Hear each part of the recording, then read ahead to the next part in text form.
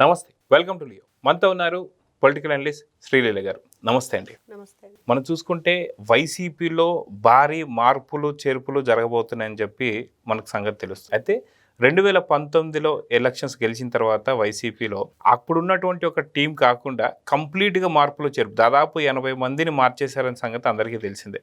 కానీ దాని ఫలితంగా దాదాపు 151 స్థానాల నుంచి 11 స్థానాలకు పడిపోయాడు వైఎస్ జగన్మోహన్ రెడ్డి. కానీ ఇప్పుడు మళ్ళీ ఖచ్చితంగా మా పార్టీలో కార్యకర్తలుగా రండి, ఎమ్మెల్యేలుగా మారండి అని చెప్పేసి వైఎస్ జగన్మోహన్ రెడ్డి మాట్లాడుతున్నారు. సో ఖచ్చితంగా పార్టీకి ఫండ్ ఇప్పుడు లేదు కాబట్టి ఫండ్ కోసమే జగన్మోహన్ రెడ్డి ఇలాంటి మాటలు మాట్లాడుతున్నారా?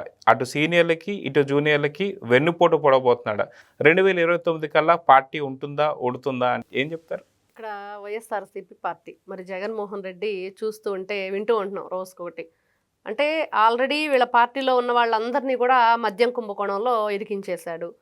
ఏదో ఒక రోజు వాళ్ళ పేరు ఈ రోజున మొన్నటి వరకు అసలు మనం వైఎస్ అవినాష్ రెడ్డి ఉన్నాడని కానీ, భాస్కర్ రెడ్డి అనుచరుడు కానీ, మరి లేకపోతే చెవిరెడ్డి భాస్కర్ రెడ్డి వీళ్ళందరూ ఉన్నారు అని ఎప్పుడు మనం వినలేదు. కేవలం ఆ రాజకేశ్ రెడ్డో, ధనుంజయ రెడ్డి, కృష్ణమోహన్ రెడ్డి వీళ్ళ పేర్లే ఉన్నాయి అనుకున్నాం. కానీ ఈ రోజున ఏ పార్టీ వరకు పేర్లు రావటం, మరి 11 మంది ఆల్రెడీ అరెస్ట్ అవటం, మరి కస్టడీలో తీసుకొని వాళ్ళని విచారణ జరిపించడం చూస్తూ ఉన్నాం. మరి చెవిరెడ్డి భాస్కర్ రెడ్డి మరి ఇంకా అతను పూర్తిగా ముంచేశాడు జగన్మోహన్ రెడ్డి అని క్లియర్గా అర్థమవుతుంది.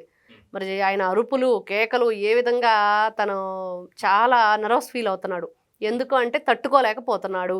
క్లియర్గా అర్థమైపోతుంది చెవిరెడ్డి భాస్కర్ రెడ్డి. అన్నిటికంటే కారణం ఏంటంటే తను అక్కడ దొరికిన దానికన్నా కూడా ఫస్ట్ పార్టీలోంచి తన స్థానాన్ని తప్పించి వేరొకరికి ఇస్తున్నారు అనేదే దీనికి కారణం అనేది ఈ రోజున మనం అసలు విషయం. సాంబశివారెడ్డి అనే వ్యక్తికి అప్పచెప్పబోతున్నారు. మరి రాష్ట్ర ప్రధాన కార్యదర్శిగా, మరి అదేవిధంగా చెవిరెడ్డి భాస్కర్ రెడ్డి ఇంకా ఏ పనులు చేసేవాడు ఆ కార్యక్రమాలన్నీ కూడా ఇతనికి ఇస్తున్నారు. అందుకని ఆయన తట్టుకోలేక అలా అరుస్తున్నాడు అని చెప్పి మనకు అర్థమవుతుంది. మరి అదేవిధంగా చూస్తే అంబటి రాంబాబు మరి అక్కడ అతనికి లోకల్గా ఎలాగ పరిస్థితి కార్యకర్తలు కానివ్వండి, చిన్న చితక నాయకులు కానివ్వండి, వాళ్ళందరూ కూడా అతని మీద పూర్తి వ్యతిరేకత ఉంది. క్లియర్గా అర్థమవుతుంది, చూస్తూ ఉన్నాం. ఎక్కడా కూడా ఎవరిని కూడా కలుపుకొని వెళ్ళే మనస్తత్వం కానీ, కలిసి మాట్లాడే మనస్తత్వం కానీ, వాళ్ళ సలహాలు సూచనలు తీసుకునే మనస్తత్వం అంబటి రాంబాబుకి లేదు. కేవలం ఆ బ్లూ మీడియా మైక్ పెట్టుకొని ఏదో అవాకులు చవాకులు నోటికొచ్చింది ఏదో ప్రాస్ కోసం ఏదో మాట్లాడాలనుకుంటాడు. దానికి అర్థం కూడా ఆయనకు తెలియదు. అలా మాట్లాడేస్తే అయిపోయిద్ది, జగన్మోహన్ రెడ్డి దృష్టిలో ఉంటారని ఆయన అనుకుంటున్నాడు. కానీ అక్కడున్న వాళ్ళంతా ఏంటంటే ఇతను ఇక్కడ పనికిరాడు అని చెప్పేసి వాళ్ళు అంటున్నారు. మరి చూస్తే పిన్నెల్లి రామకృష్ణారెడ్డి, ఈవీఎం రెడ్డి అంటే అందరికీ అర్థమవుతుంది. అతను చేసిన అఘాయిత్యాలు అన్నీ ఇన్ని కాదు, ఎన్నో చూసాం. ఎన్నో కేసుల్లో ఉన్నారు, పరారులో ఉన్నారు. మనం చూస్తే బెట్టింగ్ రాయుడు విగ్రహావిష్కరణ కూడా అతను వచ్చిన పరిస్థితి లేదు. కాబట్టి అతను కూడా పార్టీకి పూర్తిగా దూరం చేసే ప్రక్రియలో జగన్మోహన్ రెడ్డి ఉన్నాడు. అంటే ఈ రోజున అండర్ గ్రౌండ్కి వెళ్ళిపోయాడు. రేపో మాప అరెస్ట్ మాత్రం తథ్యం అన్నట్ల తర్వాత ఇంకా పార్టీకి మాత్రం వీళ్ళతో పనేంటి? నాళ్ళు వాడుకున్నాను, తల్లిని చెల్లిని ఏ విధంగా వాడుకున్నాను, మరి రక్తం పంచుకొని మరి పుట్టిన వాళ్ళని తోడబుట్టిన వాళ్ళను కన్న తల్లినో కూడా ఈ రోజున లెక్క చేయకుండా వదిలేసిన జగన్మోహన్ రెడ్డి పార్టీ కోసం ప్రాణం పెట్టే వాళ్ళని మాత్రం ఈ రోజున ఇంకా ఏదో వాళ్ళ వల్ల నాకు ఒరిగిద్దనో, ఇంకా వాళ్ళ వల్ల ఇంకేదో చేయబోతామని ఆలోచిస్తాడంటే ఖచ్చితంగా ఆలోచించడు. వాళ్ళని వాడేసుకున్నాం, వదిలేసాం, అంతవరకే అనేటట్లుగానే ఉంది ఈయన మనస్తత్వం. అంటే పూర్తిగా తడిగుడ్డలతో గొంతులు కోస్తాడు. ఎక్కడ పార్టీకి ఉన్నంతకాలం ఉపయోగించుకోవడం, తర్వాత వాళ్ళు ఏదైనా కేసుల్లో ఇరుక్కుంటే ఇంకా పక్కకు పంపించేయటం, కొత్త వాళ్ళని తీసుకోవటం. ఈ రోజున ఇంకా ఆ ఊపిలోకి ఎంతమందిని లాగబోతున్నాడు. అయితే మీరు చెప్పిన దాన్ని బట్టి చూస్తే మనకి దగ్గర బంధువు అయినటువంటి ఒక బాలినేని శ్రీనివాస్ గారికి పరిస్థితి కూడా అదే జరిగింది. ఏదైతే కూటమి ప్రభుత్వం వచ్చిన తర్వాత కూడా సరైనటువంటి ఒక పట్టింపు లేక, అదిగాక ఏదైతే తన హయాంలో ఉన్నప్పుడు కూడా సరిగ్గా పట్టించుకోక బాలినేని శ్రీనివాస్ గారు ఎలా బయటకు వచ్చారో సంగతి తెలిసిందే. సో అటు తల్లిని చెల్లిని కావచ్చు, సొంతంగా కూడా పోతుంది, అటు తల్లిని చెల్లిని కావచ్చు, ఇటు బంధువుల్ని కావచ్చు, వీళ్ళందరినీ కూడా చూసి వస్తున్నాం. సొంత తన ఆత్మ అయినటువంటి ఒక విజయసాయి రెడ్డి గారినే పక్కకు దోసేసిన సంగతి మనం చూస్తున్నాం. ఇప్పుడు విలువలు విశ్వసనీయతల గురించి విజయసాయి రెడ్డికి చెప్తూ వస్తున్నారు. సో విజయసాయి రెడ్డి గారు మళ్ళీ కౌంటర్ ఇస్తున్నారు, అసలు తనకు విలువలు విశ్వసనీయతలు ఉన్నాయని చెప్పేసి. అవే కాకుండా మొన్న జరిగినటువంటి ఒక యూత్ వింగ్ సంబంధించిన ఒకటి ఏదో జరిగింది వైసీపీకి సంబంధించి. దాంట్లో ఏమంటున్నారు? కార్యకర్తలుగా రండి, ఎమ్మెల్యేలుగా మారండి అంటున్నారు. సో ఏంటి దీని వెనుకున్నటువంటి కుట్ర ఏంటంటే ఏం చెప్తారు? ఇక్కడ పార్టీకి ఫండ్ కావాలి. ఈ రోజున పార్టీ ఫండ్ గురించి ముఖ్యంగా మాట్లాడుకోవాలంటే కొత్త విషయం ఏంటంటే వీళ్ళు మద్యం కుంభకోణంలో కొట్టేసిన డబ్బంతా కూడా 2024 ఎలక్షన్కి అన్ని నియోజకవర్గాల్లో కూడా పార్టీ ఫండ్గా ఎమ్మెల్యే క్యాండిడేట్స్ ఎవరున్నారో వాళ్ళందరికీ ఇచ్చారు. కానీ ఈ రోజున వాళ్ళకేం తెలిసింది, మా అందరికి ఇచ్చిన డబ్బు, మేము పంచిన డబ్బు మద్యం కుంభకోణం డబ్బు. ఈ రోజున మేము ఏదో కృష్ణారామ అనుకుంటూ బ్రతకాల్సిన వయసులోనో, లేకపోతే పార్టీలు ఈ గొడవలు ఇవేమీ వద్దు, రాజకీయాలకు దూరంగా ఉందామనే ఆలోచనలో ఉన్నా కూడా ఈ ముడుపుల కుంభకోణం మా తలకు కూడా చుట్టుకుంటుంది. మేము కూడా దీంట్లో దిగబోతున్నాం, మమ్మల్ని కూడా అరెస్ట్ చేస్తారు, విచారిస్తారు, మా మీద కేసులు నమోదవుతాయి అనే భయంలో ఉన్నారు అనేది మనకి ఇప్పుడు వినిపిస్తున్నమాట. మరి ముఖ్యంగా మీరు అంటున్నట్లుగా కార్యకర్తలుగా రండి, ఎమ్మెల్యేలుగా మారండి అంటే మరి ఏ విధంగా చూడాలి అంటే, పార్టీకి కొత్త ఫండ్ని క్రియేట్ చేసుకుంటున్నాడు, కొత్త వాళ్ళని తీసుకొచ్చేసి వాళ్ళకి తెలియదు అసలు అక్కడ ఏం జరుగుతుంది, ఏం జరగబోతుంది, మేమేం చేయాలి అనేది. ఏది చెప్తే అది చేస్తారు ఫస్ట్.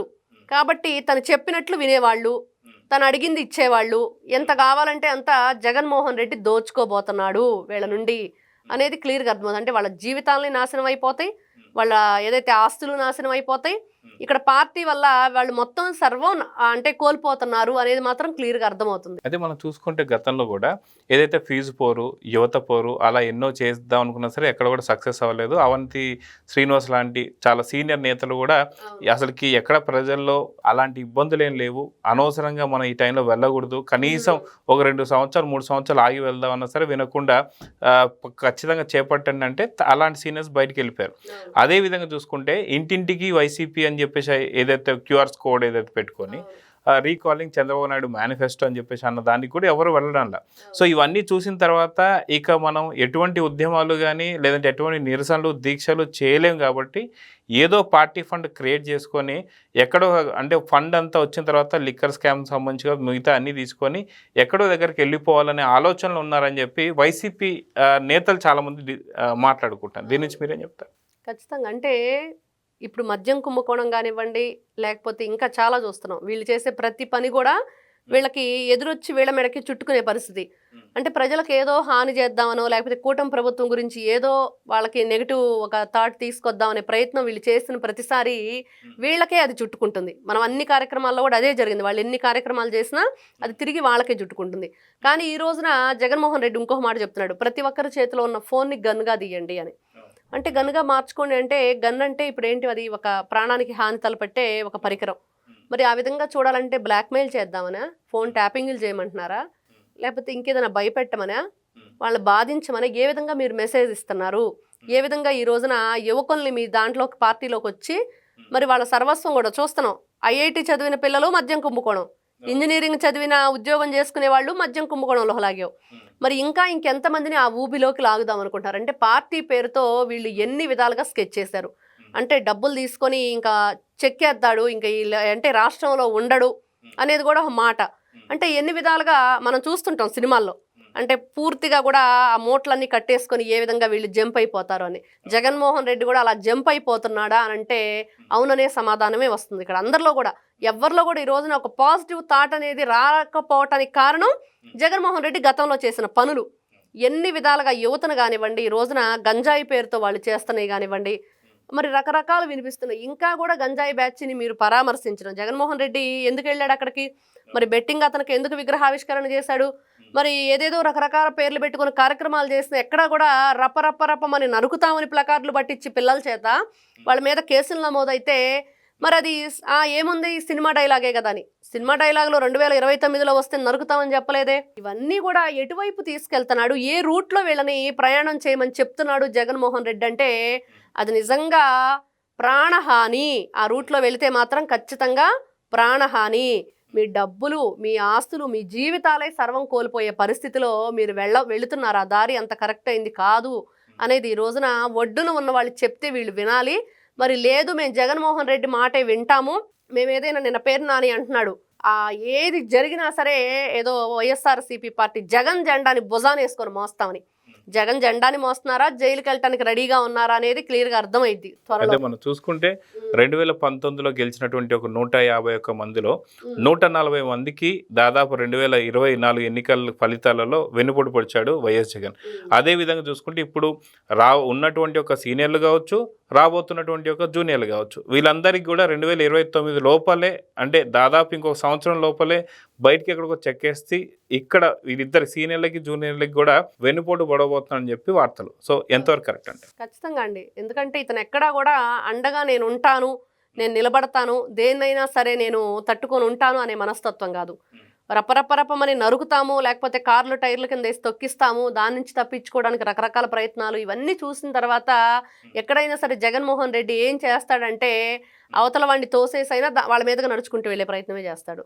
దానికి నిలువెత్తు సాక్ష్యం చూస్తున్నాం, ఎన్నో చూసాం. మరి అలాంటి వ్యక్తి ఏం చేస్తాడంటే ఖచ్చితంగా ఉన్న వాళ్ళని రాబోయే వాళ్ళని కూడా నిండా ముంచేస్తాడనేదే కనిపిస్తుంది. సో చూద్దాండి, సొంత తల్లి చెల్లి కావచ్చు, విజయసాయి రెడ్డి లాంటి వాళ్ళు ఆత్మలు కావచ్చు, వాళ్ళే పక్కకి వెళ్ళిన తర్వాత ఇప్పుడు కొత్తగా జగన్ నమ్ముకున్న సీనియర్లు కావచ్చు, జూనియర్లు కావచ్చు, అతి తొందరలో వెన్నుపోటైతే తప్పదని అయితే అర్థమవుతుంది. సో చూద్దాం జరగబోతుంది. నమస్తే. నమస్తే. Please subscribe to Leo News for more videos.